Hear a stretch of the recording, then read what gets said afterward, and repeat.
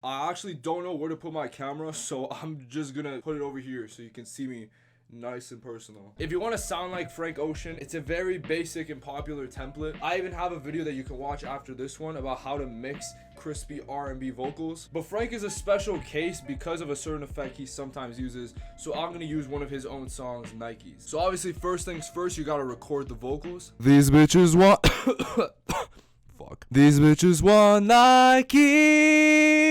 So we have them right here. Then you're gonna want to put it over here on this rack. If you don't want to do any work and you just want to get it easily, you can download this vocal preset, the first link in the description. And all you do is go to the channel you want to go to and then click File, Open Mixer State, and just find it wherever you downloaded it. But for everybody else, just keep watching the video. So the first thing you want is some autotune. And yes, Frank definitely uses autotune in a lot of instances, sometimes more noticeable than others. If it is super noticeable, then ignore this right here, crank it all the way to 0. When he's trying to sing like more naturally, keep the humanize at 100 because it's gonna make it sound more human. For this song, I found that retune speed 10 worked best, even though for the most part it still has a bit of an auto-tune slant. We're gonna talk about this effect in a second, but first let's run down everything else. So to compress your vocals, I always use the preset Bright in the Fruity Multiband compressor. Once you have that, you need a de-esser, and I use the de-esser split band. Then I have a limiter for 2 reasons. I dip the ceiling all the way to -11 decibels, but I also use it as a noise gate, just in case there's any annoying background noise. I basically put the threshold, which is the yellow part over here, to wherever the background noise is loudest, and then I go on gain and just drag it to 0, and that's how the effect works. I added an EQ to remove the low rumble and the sub bass, which you can do by right clicking,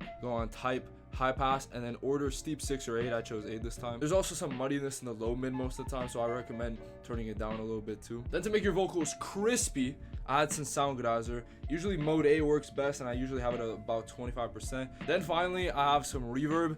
I have it at about 75%, so it isn't so obnoxiously loud. But for the other effects, I just have it at the usual dry level, 100. And I like to have a bit of pre-delay, so I have it at about 54 milliseconds. In this case, I turned it off, but sometimes I like to add some delay, usually at a very low mix level, just a little small detail. And keep in mind, you can test the vocals a cappella because it'll sound radically different once you add the beat. My recommendation is playing it with the beat and seeing how it sounds. And if you're not sure if your vocals sound professional or not, one thing that I do a lot is actually going to like a song that sounds similar to the song I'm making, like for instance, whoa, Nikes, and just listening with headphones to see how the vocals mix in with the instrumental on this song, and trying to replicate that sort of sound over here, like sometimes lowering the volume like I did over here and stuff like that. Right now it sounds like this.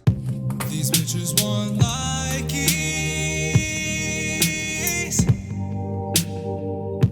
they're looking for a check, tell them it ain't likely. However, if you know this song, you probably think we forgot one thing, and that's what we're gonna get to right now, the Formant shift. Now, unfortunately, regardless of what auto-tune plugin I use, even the standard pitcher plugin, the Formant just never sounds good. The nicest it sounded so far is when I have it at 75 throat. Again, this is something you're going to want to have to check on. The more you put it left, the more higher pitch it's going to sound, while the more right you have it, the lower it's going to sound. These bitches want Nikes. If you want to download this vocal preset, it's the first link in the description. Consider subscribing as well and hitting the bell for more tutorials like this. Comment down below what other artists I should do, and I'll see you in the next video. So, peace.